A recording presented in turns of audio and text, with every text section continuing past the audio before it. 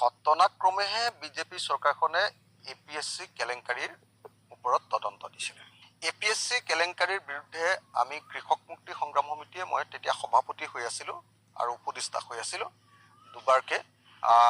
তেতিয়া আমি ব্যাপক জন আন্দোলন গঢ়ি তুলিছিলোঁ আৰু APSCৰ ব্যাপক সংস্কাৰৰ আমি দাবী জনাইছিলোঁ, আমূল সংস্কাৰৰ দাবী জনাইছিলোঁ। সেই সময়তে আমি দেখিছিলোঁ যে মুখ্যমন্ত্ৰী তৰুণ গগৈ ডাঙৰীয়াৰ কাৰ্যকালত এতিয়াৰ বিজেপি নেতা কিছুমানৰ ছত্ৰছায়াত সেই সময়ত APSCত ব্যাপক ৰূপত কেলেংকাৰী সংঘটিত হৈছিলে। কিন্তু সৰ্বানন্দ সোণোৱাল চৰকাৰৰ দিনত তাৰ ওপৰত এটা তদন্ত ঘোষণা কৰা হৈছিলে মানুহক দেখুৱাবৰ কাৰণে, পলিটিকেল কাৰণত।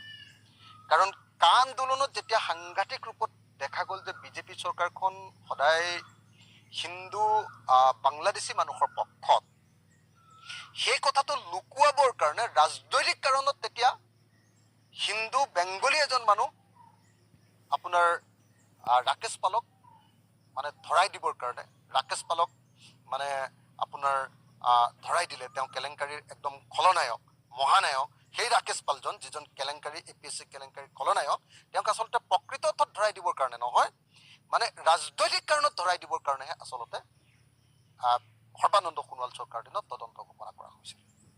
তাৰপিছত সৰ্বানন্দ সোণোৱালৰ কাৰ্যকালৰ শেষৰ পিনৰ পৰা লাহে লাহে APSC কেলেংকাৰীৰ তদন্তটো লেহেমীয়া কৰা হ'ল, দুৰ্বল কৰি দিয়া হ'ল। আৰু APSC কেলেংকাৰীৰ তদন্ত কৰি থকা অফিচাৰবিলাকৰ ওপৰত আৰু তাৰ লগত জড়িত আইনগত দিশ চোৱা চিতা কৰা মানুহবিলাকৰ ওপৰত কেলেংকাৰী আকৌ জড়িত হোৱাৰ কিছুমান অভিযোগ উত্থাপন হ'ল। গতিকে বিজেপি আমি দেখিছোঁ যে তৰুণ গগৈ চৰকাৰৰ কাৰ্যকালত এই ঘটনা সংঘটিত হৈছিলে, কেলেংকাৰীবিলাক। তাৰপিছত সেই তৰুণ গগৈ চৰকাৰৰ দিনতে বৰ্তমান বিজেপিলৈ অহা ডাঙৰ ডাঙৰ নেতাবিলাকে সেই কেলেংকাৰীৰ লগত জড়িত হৈছিলে।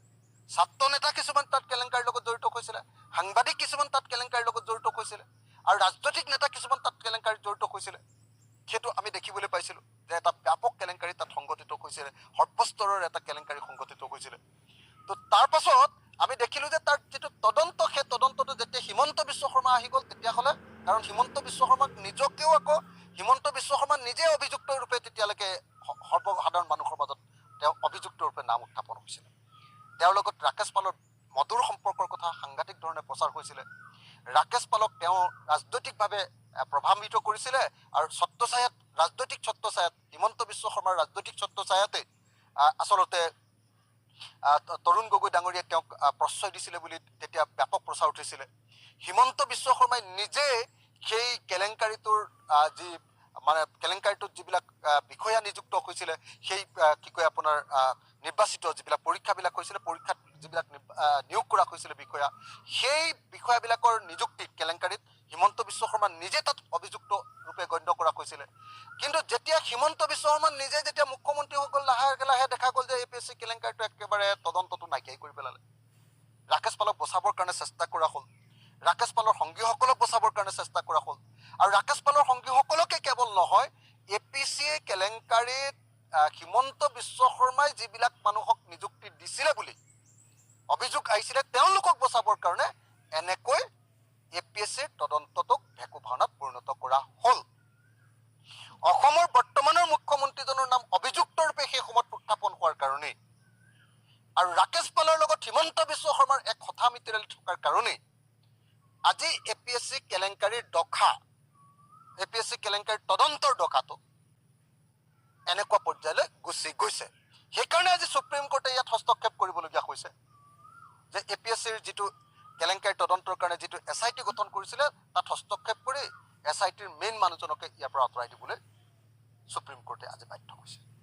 এইটো কথা খাটাং যে বিপ্লৱ শৰ্মাৰ প্ৰতিবেদনত এই কেলেংকাৰীটোৰ আৰু গভীৰতা প্ৰকাশ পাইছিলে, কিন্তু বিপ্লৱ শৰ্মাৰ প্ৰতিবেদনখন মুখ্যমন্ত্ৰী হিমন্ত বিশ্ব শৰ্মাই কাৰ্যকৰী কৰিবলৈ নিদিলে, তেওঁৰ নিজৰ মানুহবিলাকক বচাবৰ কাৰণে আৰু ৰাকেশ পালক বচাবৰ কাৰণে।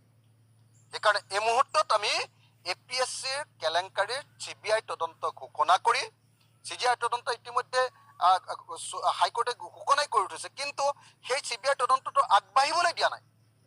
কাৰণ হিমন্ত বিশ্ব শৰ্মাই এই গোটেই কেলেংকাৰীটোত যুক্তসকলক ৰক্ষণাবেক্ষণ দি আছে। সেইকাৰণে মই APSCৰ এই কেলেংকাৰীটো নতুনকৈ CBI তদন্ত কৰিবৰ কাৰণে পুংখানুপুংখ কম্প্ৰেহেনচিভ এনকুৱাৰী কৰিবৰ কাৰণে দাবী উত্থাপন কৰিছোঁ। একাংশ বিজেপি নেতাৰ ছত্ৰছায়াতে APSC কেলেংকাৰী সংঘটিত হৈছে। মানুহক দেখুৱাবলৈহে তদন্ত আৰম্ভ কৰিছিল চৰকাৰে। APSC কেলেংকাৰীক লৈ এই বিস্ফোৰক মন্তব্য কৰিছে বিধায়ক Akhil Gogoi. News desk report, দৈনন্দিন অসম।